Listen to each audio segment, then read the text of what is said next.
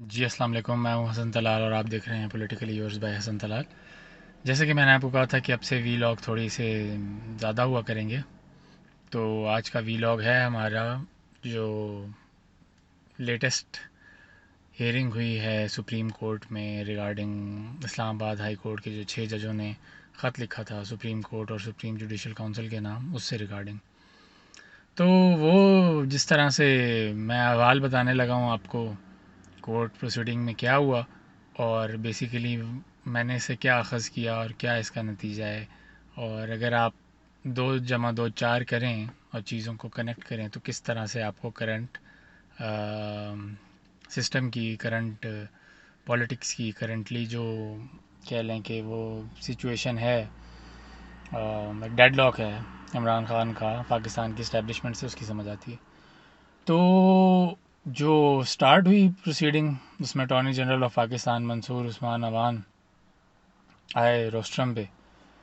اور وہ قاضی فائزہ کے ساتھ جو ہے وہ مبالغہ کرتے رہے، عام جو ہے وہ گپے مارتے رہے، سلیم اللہ کلیم اللہ کرتے رہے، یعنی پاس دیتے رہے، پاس لیتے رہے، ایک دوسرے کے وہ کہتے ہیں نا منہ کے اندر نوالے ڈالتے رہے کہ پرانے وقت میں یہ بھی ہوا ہے، پرانے وقت میں وہ بھی ہوا ہے، جنرل فیض کے دور میں یہ ہوا، آپ کے خلاف ریفرنس آیا، سو آن اینڈ سو فورتھ۔ تو اب اس چیز کا نتیجہ یہ ہے کہ جو 1.5 گھنٹے کی پروسیڈنگ تھی اس میں 1 گھنٹہ قاضی فائزی سے صاحب ہی بولتے رہے، تو اس کے بعد جو ہے وہ آئے اطہر من اللہ، انہوں نے بات کی کہ بھائی یہ جو خط ہے بیسیکلی یہ کہہ رہا ہے اسلام آباد ہائی کورٹ کے 6 ججوں کا متفقہ خط، یعنی کمبائنڈ آپ یہ کہیں کہ اسلام آباد ہائی کورٹ میں ٹوٹل 8 ججز ہیں،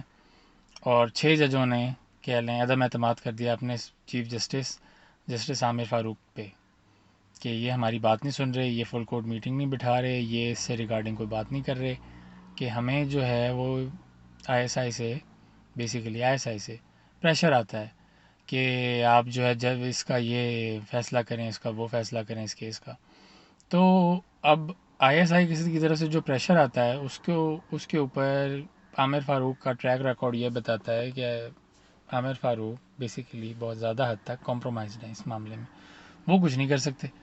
تو انہوں نے خط بھیج دیا اسلام آباد ہائی کورٹ کے 6 ججوں نے۔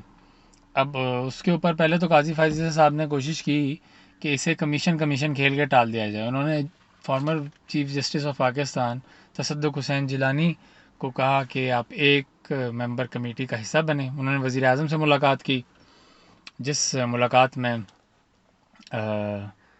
اعظم نذیر تارڑ بھی تھے اور میرے خیال عطا تارڑ بھی تھے جو کہ انفارمیشن منسٹر ہیں، یہ 3 تھے، اور سپریم کورٹ کی طرف سے رجسٹرار تھیں، اور جسٹس قاضی فائزہ تھے، چیف جسٹس قاضی فائزہ، اور سینئر پیونی جج جو تھے منصور علی شاہ صاحب وہ تھے۔ تو انہوں نے فیصلہ کیا کہ ایک ہم کمیٹی بنا دیتے ہیں جو کہ بیسیکلی جو الزام ہے اسلام آباد ہائی کورٹ کے ججز کا اس کی تفتیش کرے گی۔ اب اس میں مسئلہ یہ ہے کہ تفتیش ہونی ہے ایگزیکٹو کی، اور کیونکہ جو آئی ایس آئی ہے، جو بھی انٹیلیجنس ایجنسی ہے کوئی اور بھی، وہ ڈائریکٹلی گورنمنٹ کے ماتحت ہے، ایٹ لیسٹ آئین میں تو یہی لکھا ہوا ہے۔ تو اب سپریم کورٹ کو تو آئین کے مطابق ہی چلانا پڑتا ہے ایٹ لیسٹ دکھاوے کے لیے۔ تو انہوں نے کہا کہ جی اب ایک 1 ممبر کمیٹی بنا دیتے ہیں۔ اب اس والے اقدام سے بہت سپریم کورٹ کے اوپر پریشر آیا، پریشر اس وجہ سے آیا کیونکہ ایگزیکٹو کے اوپر ہی الزام ہے کہ آپ جو ہے وہ عدلیہ کی آزادی میں وہ ڈال رہے ہیں، خلل ڈال رہے ہیں، عدلیہ میں مداخلت کر رہے ہیں، عدلیہ کے معاملات میں، اور یہ انویسٹیگیشن بھی اب عدلیہ کرے گی۔ تو یہ جو چیز تھی نا، یہ کسی بھی ذی شعور بندے جو بھی پاکستان کی سیاست کے اوپر نظر رکھتا ہے اس کے لیے ہی قابل قبول نہیں تھی۔ پلس لائرس کی طرف سے بہت پریشر آیا، ایون تصدق حسین جیلانی صاحب کے اپنے بیٹے، میرے خیال ثاقب نام ہے ان کا اف ایم ناٹ رانگ، ان کی طرف سے پریشر آیا کہ آپ جو ہے وہ اس سے دستبردار ہوں، آپ اس کا حصہ نہ بنیں سنگل ممبر کمیٹی کا۔ تو اگلے دن کی یہ خبر آئی جس دن یہ بات ہو رہی تھی کہ ہاں جی کمیٹی بن گئی ہے، سب کچھ فائنلائزڈ ہے، تو تصدق حسین جیلانی کی طرف سے لیٹر آیا جس میں انہوں نے معذرت کر لی، یہ کہہ کے کہ ٹی او آرز جو ہیں وہ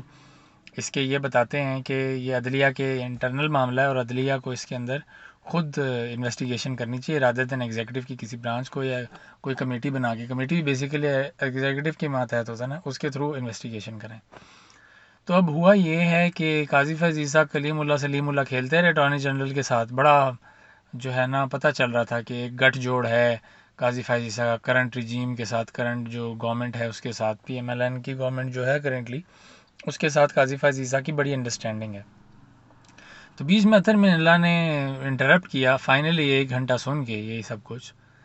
پاسٹ کی باتیں، ادھر ادھر کی باتیں، مین موقع پہ نہ آنا، اور پورا خط بھی نہیں پڑھنے دیا اٹارنی جنرل کو. یعنی اٹارنی جنرل پورا خط پڑھتے تو سارا متن سمجھ آتا ہے کہ کیا کیمرے کی بات ہے، اس میں کس طرح اٹھائے جانے کی بات ہے. بردر ان لاء کے، ایک جج کے بردر ان لاء کو اٹھا لیا گیا ایجنسیز کی طرف سے، تو وہ سارا کچھ پڑھایا ہی نہیں گیا جسٹس قاضی فائز عیسیٰ کی طرف سے. تو اب پرابلم یہ ہے اس سب میں کہ قاضی فائز عیسیٰ صاحب بہت کوشش کر رہے ہیں کہ وہ اس پریشر کو جو ہے نا ڈیفلیکٹ کریں، لیکن وہ ہو نہیں رہا، کیونکہ عوام کا جو سینٹیمنٹ ہے الیکشنز کے بعد وہ بالکل اینٹی گورنمنٹ کہہ لیں آپ، یا کہہ لیں گورنمنٹ اینٹی پیپل ہے کرنٹلی. آپ یہ دیکھیں کہ پی ایم ایل این ہر سیٹ آلموسٹ یہ راول پنڈی بیلٹ کی جو ہے 50-50 60 کی لیڈ سے ہاری ہے، اور یہاں پہ ساری کی ساری سیٹیں نون لیگ کو جتا دی گئی ہیں. حالانکہ اس سے ریگارڈنگ کمشنر راول پنڈی کا 17 فروری 2024 کا بیان بھی ہے، جس میں انہوں نے کیٹیگوریکلی کہا کہ الیکشن جو چوری ہو گیا، 50-50 کی لیڈ والے لوگ جیتے ہیں، انہیں ہروا دیا گیا، اور جو ہارے ہیں انہیں جتوا دیا گیا. تو ایسے نظام پہ، ایسے کھوکھلے نظام پہ آپ نے ایسے کھوکھلی کہہ لیں بنیاد پہ آپ نے ایک بلڈنگ کھڑی کر دی ہے. اس بلڈنگ کی نہ جڑ ہے، اس بلڈنگ کی نہ کوئی منطق ہے، اس بلڈنگ کا نہ کوئی ریئل میں وجود ہے. وہ کیا کسی کی انویسٹیگیشن کرے گی، اور وہ کیا آئی ایس آئی کے پرسنل کو روکے گی کہ آپ جو ہے ججز کے کام میں مداخلت نہ کریں، یا فیصلہ جو ہے وہ فیصلوں کے اوپر اثر انداز ہونے کی کوشش نہ کریں. تو چیدہ یہ کہ اطہر من اللہ نے بھی انٹرپٹ کیا، اور منصور علی شاہ صاحب نے بھی انٹرپٹ کیا، ایون منتو خیل صاحب نے بھی انٹرپٹ کیا، اور سب نے انہوں نے تو بلکہ اطہر من اللہ نے یہ بات کی کہ سب کو نظر آ رہا ہے، بیسیکلی انگلش میں بولا تھا انہوں نے، اس کا اردو مطلب یہ ہے، اردو میں مطلب یہ ہے کہ سب کو نظر آ رہا ہے کہ کیا ہو رہا ہے اس ملک میں، لیکن سب نے جو ہے وہ آنکھیں بند کر لی ہوئی ہیں. Everyone is pretending as if nothing is happening, یعنی everybody knows what is happening and everyone is pretending that nothing is happening. یعنی لوگ پریٹینڈ کر رہے ہیں کہ کچھ بھی نہیں ہو رہا ہے، کچھ بھی غلط نہیں ہو رہا. اور اس بات کو آگے بڑھاتے ہوئے منصور علی شاہ صاحب نے کہا، اس پہ نا قاضی فائز عیسیٰ نے انٹرپٹ کیا، اور انہوں نے کہا کہ آئین کا آرٹیکل 204 جو ہے وہ ہمیں پابند کرتا ہے کہ ہم جو ہے وہ دوسرے کورٹ کے، ایون لوور کورٹ جو اسلام آباد ہائی کورٹ لوور ہے سپریم کورٹ سے، اس کے کام میں مداخلت نہیں کر سکتے، کیونکہ وہاں کا جو چیف جسٹس ہے وہ فلی پاورڈ ہے کوئی بھی چیز کرنے کے لیے. جس میں منصور علی شاہ صاحب نے رائٹلی انٹرپٹ کیا ہے کہ پاورڈ تو ہے، لیکن کوئی بھی آئینی باڈی اگر اپنا آئینی کام کرنے سے ہی قاصر ہو جائے تو اس کی کیا ریمیڈی ہے. جیسے ہم نے پچھلے 2 سال میں دیکھا ہے کہ الیکشن کمیشن آف پاکستان جو ہے وہ بالکل ہی کہہ لیں آپ ہماری اسٹیبلشمنٹ کے ہاتھ میں کھلونا ہے. ان سے کہتے ہیں پی ٹی آئی سے بلے کا نشان لے لیں، وہ بلے کا نشان لے لیتے ہیں. ان سے کہتے ہیں پی ٹی آئی کو ریزرو سیٹیں نہ دیں، ریزرو سیٹیں نہیں دیتے. ان سے کہتے ہیں جی کہ پی ٹی آئی کا جو الیکشن ہوا ہے انٹرا پارٹی الیکشن، وہ آپ نے نہیں ماننا، وہ نہیں مانتے. ان نے 90 دن پابند کرتا تھا الیکشن کمیشن آف پاکستان کو. پنجاب اور کے پی کے کی اسمبلیاں جنوری 2023 میں ٹوٹی تھیں، اپریل 2023 تک الیکشن ہو جانا چاہیے تھا، اور الیکشن جا کے ہوئے فروری 2024 میں. محسن نقوی جو کہ 90 دن کے لیے آیا تھا، وہ 400 دن لگا کے گیا پنجاب میں. کوئی آئین میں اس کی وہ وجود نہیں ہے. کس بیس کے اوپر لگا کے گیا؟ یہ مطلب یہ وہ سوالات ہیں جو کوئی پوچھ ہی نہیں رہا. ڈر یا خوف کا یہ عالم ہے کہ لوگ یہ بیسک سے سوال جو ایک مجھ جیسے عام شہری کو نظر آ رہے ہیں کہ واٹس رانگ ود پاکستان، کہ every one is not abiding by the constitution, چاہے وہ جج ہو. ججز جو ہیں یہاں پہ اب مطلب سننے میں آ رہا ہے کہ وہ ایکسٹینشن لینے کے چکر میں، جسٹس قاضی فیض عیسیٰ، کہ وہ یہ سب کچھ اس لیے کر رہے ہیں پی ٹی آئی کے اگینسٹ کیونکہ انہیں ایکسٹینشن چاہیے.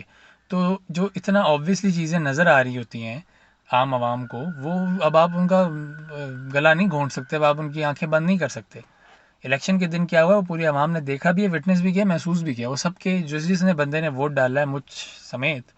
اس نے وہ چیز محسوس کی ہے. تو اب پرابلم جو ہے آ کھڑی یہ ہوئی ہے کہ اس چیز کو ڈیفلیکٹ کیسے کرنا ہے. اب یہ ڈیفلیکٹ ہو نہیں پا رہا. تو ابھی کے لیے اتنا ہی. میں اگلے ویلاگ میں آپ سے پھر جو ہے نا اسی معاملے کی ڈیٹیل کا پارٹ 2